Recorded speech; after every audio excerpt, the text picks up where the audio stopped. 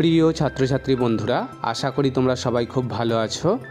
Bangla Shikshayatan YouTube চ্যানেলে তোমাদের সকলকে স্বাগত জানাই। আজ আমি আলোচনা করব তোমাদের ক্লাস 6-এর থার্ড ইউনিট টেস্ট 2025-এর প্রস্তুতির জন্য ভূগোল বিষয়ের এক সেট নমুনা প্রশ্ন ও তার উত্তর নিয়ে। কাজেই ভিডিওটি তোমরা প্রথম থেকে শেষ পর্যন্ত খুব মনোযোগ সহকারে দেখো। আশা করি অনেক উপকৃত হবে। তাহলে চলো আর কথা না বাড়িয়ে আলোচনা শুরু করা যাক।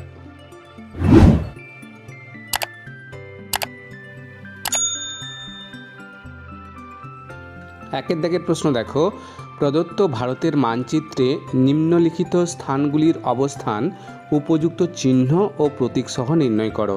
1x5 = 5।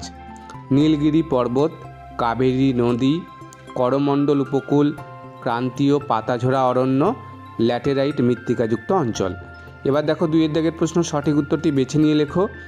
কয়ের দাগের প্রশ্ন, সেপ্টেম্বর নাকি অক্টোবর নাকি নভেম্বর মাসের প্রথম সপ্তাহ ভারতে বন্যপ্রাণী সপ্তাহ হিসাবে পালিত হয়?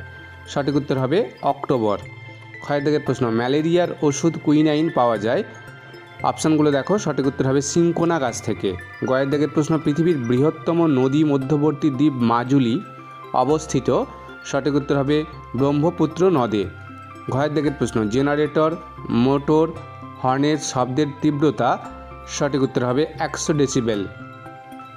দাগের প্রশ্ন, বায়ুর আর্দ্রতা মাপক যন্ত্রের নাম? সঠিক উত্তর হবে হাইগ্রোমিটার। এবার দেখো 3-এর দাগের প্রশ্ন, নিম্নলিখিত বিবৃতিগুলি যাচাই করে শুদ্ধ না অশুদ্ধ নির্ণয় করো।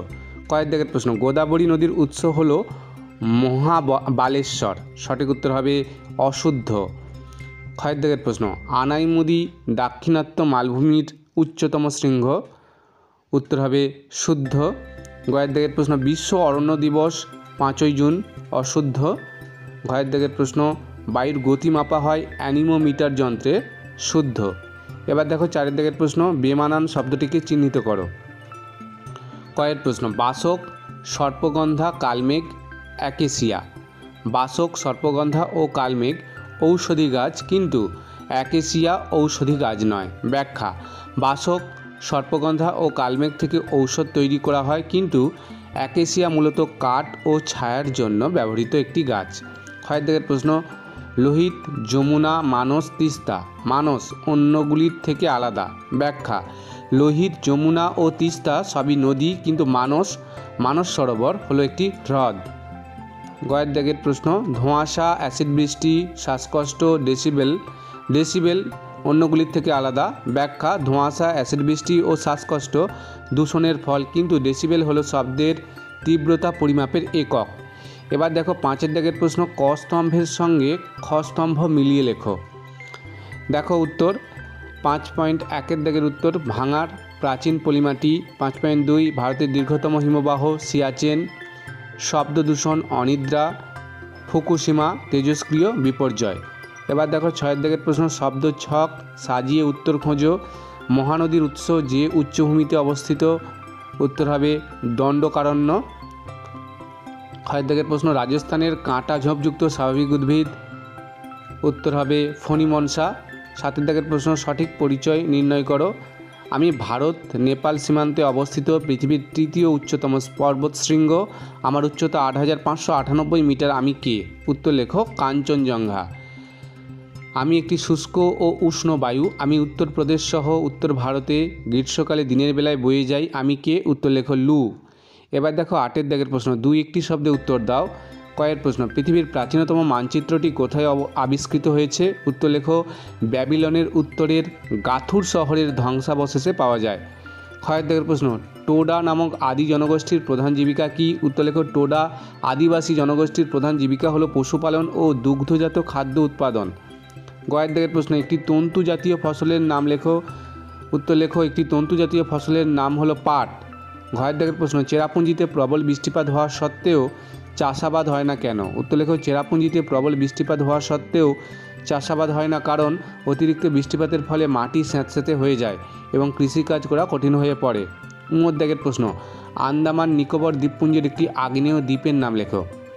উত্তর লেখো আন্দামান নিকোবর দ্বীপপুঞ্জের একটি আগ্নেয় দ্বীপ হলো ব্যারেন দ্বীপ, যা ভারতের একমাত্র সক্রিয় আগ্নেয়গিরি। ছয়ের দাগের প্রশ্ন, সাইরেন বাজালে তার শব্দের তীব্রতা কত হবে? উত্তর লেখো 130 ডেসিবেল। ছয়ের দাগের প্রশ্ন, উষা ও গোধূলি কি? উত্তর লেখো উষা হলো ভোরের ঠিক আগের বা শুরুর সময়, যখন সূর্য ওঠার আগে আকাশ হালকা আলোয় ভরে যায়। অন্যদিকে গোধূলি হলো সূর্যাস্তের পর থেকে শুরু হওয়ার সময়, যখন সূর্য ডুবে যাওয়ার পরেও কিছুক্ষণ আলো থাকে। এবার দেখো খ বিভাগ, সংক্ষেপে উত্তর দাও। কয়ের প্রশ্ন, স্থানীয় সময় ও প্রমাণ সময় বলতে কী বোঝো? উত্তর লেখো স্থানীয় সময় হলো কোনো একটি নির্দিষ্ট স্থানের আকাশে সূর্যের অবস্থানের উপর ভিত্তি করে নির্ধারিত সময়। অন্যদিকে প্রমাণ সময় হলো একটি নির্দিষ্ট অঞ্চল বা দেশের জন্য একটি অভিন্ন আদর্শ সময়, যা সাধারণত একটি মধ্যরেখা বা কেন্দ্রীয় দ্রাঘিমারেখার স্থানীয় সময়ের উপর ভিত্তি করে স্থির করা হয়। ক্ষয়ের দাগের প্রশ্ন, ঝুম চাষ ও ধাপ চাষ কী? উত্তর লেখো ঝুম চাষ হলো একটি প্রাচীন পদ্ধতি যেখানে বনভূমি পরিষ্কার করে গাছপালা পুড়িয়ে জমি তৈরি করা হয় এবং সেখানে কিছু বছর ধরে চাষ করার পর জমিকে বিশ্রাম দেওয়া হয়। অন্যদিকে ধাপ চাষ হলো পাহাড়ের ঢালে ধাপ তৈরি করে চাষাবাদ করা, যা ভূমিক্ষয় রোধ করে এবং মাটির উর্বরতা বজায় রাখতে সাহায্য করে। এবার দেখো গয়ের প্রশ্ন, গিরিপথ কাকে বলে? উদাহরণ দাও। উত্তর লেখো গিরিপথ হলো পর্বত বা পর্বত শ্রেণীর মধ্যেকার একটি প্রাকৃতিক পথ, যা এক পাশ থেকে অন্য পাশে যেতে সাহায্য করে। এই পথগুলি মানুষ এবং যানবাহনের চলাচলের জন্য ব্যবহৃত হয়। উদাহরণস্বরূপ ভারতের নাথু লা পাস একটি গুরুত্বপূর্ণ গিরিপথ।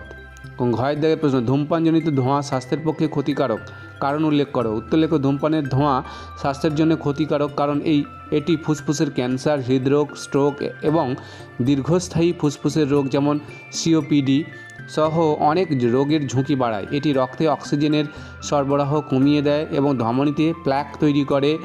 এছাড়া এটি শরীরের প্রায় প্রতিটি অঙ্গকে ক্ষতিগ্রস্ত করে। এবার দেখো উমর দাগের প্রশ্ন, জাতীয় উদ্যান কাকে বলে? উদাহরণ দাও। উত্তর লেখো জাতীয় উদ্যান হলো একটি বড় এবং প্রাকৃতিক সৌন্দর্যে ভরপুর এলাকা, যা উদ্ভিদ, প্রাণী এবং প্রাকৃতিক পরিবেশ সংরক্ষণের জন্য মনোনীত করা হয়। এই উদ্যানগুলো জনসাধারণের শিক্ষা, গবেষণা এবং বিনোদনের সুযোগও দিয়ে থাকে। উদাহরণস্বরূপ ভারতের সুন্দরবন জাতীয় উদ্যান, জিম করবেট জাতীয় উদ্যান এবং বাংলাদেশের ভাওয়াল জাতীয় উদ্যানের নাম উল্লেখযোগ্য। এবার দেখো ছয়ের দাগের প্রশ্ন, ক্রান্তীয় চিরসবুজ অরণ্যে উদ্ভিদের বৈশিষ্ট্য উদাহরণসহ উল্লেখ করো। উত্তর লেখো সারা বছর সবুজ পাতা থাকে, পাতা মোটা ও চকচকে যা পানির বাষ্পীভবন কমায়, পাতায় মোমের আবরণ থাকে যা শুকনো ও গরমে সহনশীল, গাছ উচ্চ ও শক্তিশালী, প্রায়শই বড় বড় শিকড় ও খোদাইযুক্ত ট্রাঙ্ক থাকে, ফল ও ফুল বর্ষা মৌসুমে উদ্ভাসিত হয়। উদাহরণ চন্দন, আখরোট, জাম, সবুজ তামা। এবার দেখো ছয় দাগের প্রশ্ন, চরম ভাবাপন্ন ও সমভাবাপন্ন জলবায়ুর তফাৎ কী? চরম ভাবাপন্ন জলবায়ু তাপমাত্রা বছরে অনেক বেশি ওঠানামা করে, গরম এবং শীতের তাপমাত্রার পার্থক্য বড়। উদাহরণ মরুভূমি, সাইবেরিয়ার তুন্দ্রা। সমভাবাপন্ন জলবায়ু তাপমাত্রা বছরে তুলনামূলকভাবে স্থিতিশীল থাকে, গরম ও শীতের তাপমাত্রার পার্থক্য কম। উদাহরণ উপকূলীয় অঞ্চল, সমুদ্র সীমার নিকটবর্তী অঞ্চল। এবার দেখো বর্গের জয়ের দাগের প্রশ্ন, গারো নামক আদি জনগোষ্ঠীর পরিচয় দাও। উত্তর লেখো গারো উপজাতি মূলত ভারতের মেঘালয়, আসাম, ত্রিপুরা এবং বাংলাদেশের ময়মনসিংহ, সিলেট অঞ্চলে বসবাসকারী আদিবাসী সম্প্রদায়। তারা মাতৃতান্ত্রিক সমাজে বসবাস করে এবং প্রধান ধর্মীয় উৎসব হলো ওয়ানগালা। প্রায় 90% গারো খ্রিস্টান ধর্ম পালন করে। তাদের ভাষা গারো বা মান্দি, যা তিব্বত বার্মা ভাষা শ্রেণীর অন্তর্গত। ঐতিহ্য কৃষি, পশুপালন ও নৃত্যসঙ্গীতের মাধ্যমে তারা তাদের সংস্কৃতি রক্ষা করে। এবার দেখো গ বিভাগ 10 দাগের প্রশ্ন, সংক্ষেপে উত্তর দাও। কয়ের প্রশ্ন, আন্তর্জাতিক তারিখ রেখা পেরিয়ে তুমি পূর্ব অথবা পশ্চিম গোলার্ধে গেলে সময়ের হিসেবে 3 দিনের হিসেবে তুমি কি কি পরিবর্তন আনবে তা বিবৃত করো। ক্ষয়ের দাগের প্রশ্ন, গ্রিন হাউস গ্যাসের উদাহরণ সহ কুপ্রভাব উল্লেখ করো। গয়ের দাগের প্রশ্ন, শব্দ দূষণ হ্রাসের জন্য অন্তত 3টি ব্যবস্থার বিষয়ে আলোকপাত করো। ঘয়ের দাগের প্রশ্ন, পার্বত্য অঞ্চলের মাটির প্রকৃতি, অবস্থান এবং ওই প্রকার মাটিতে উৎপন্ন ফসলের বিবরণ দাও। উমর দাগের প্রশ্ন, সিন্ধু নদের গতিপথের বিবরণ দাও। চয়ের দাগের প্রশ্ন, উপকূলীয় ম্যানগ্রোভ অরণ্যের প্রাকৃতিক পরিবেশ, উদ্ভিদের বৈশিষ্ট্য উদাহরণ সহ উল্লেখ করো। এবার দেখো ঘ বিভাগ 11 দাগের প্রশ্ন, যে কোনো দুটি। কয়ের প্রশ্ন, বায়ু দূষণের কারণ হিসেবে নিম্নলিখিত 5টি বিষয় বিশ্লেষণ করো। যানবাহনের ধোঁয়া, শিল্পায়ন, বৃক্ষছেদন, কৃষিজ আবর্জনা, সার ও কীটনাশক, গৃহস্থালির বর্জ্য। ক্ষয়ের দাগের প্রশ্ন, ধান চাষের অনুকূল মৃত্তিকা ও জলবায়ুর পরিচয় দাও। ভারতের কোন কোন রাজ্যে ধান উৎপাদন ভালো হয়? গয়ের প্রশ্ন, আদিবাসী বলতে কী বোঝো? ভারতের আদি জনগোষ্ঠী হিসেবে সাঁওতাল ও কিন্নর গোষ্ঠীর পরিচয় দাও। ঘয়ের প্রশ্ন, ভারতের মৌসুমি বায়ুর আগমনকাল চিহ্নিত করে ভারতের জলবায়ুতে এর প্রভাব উল্লেখ করো।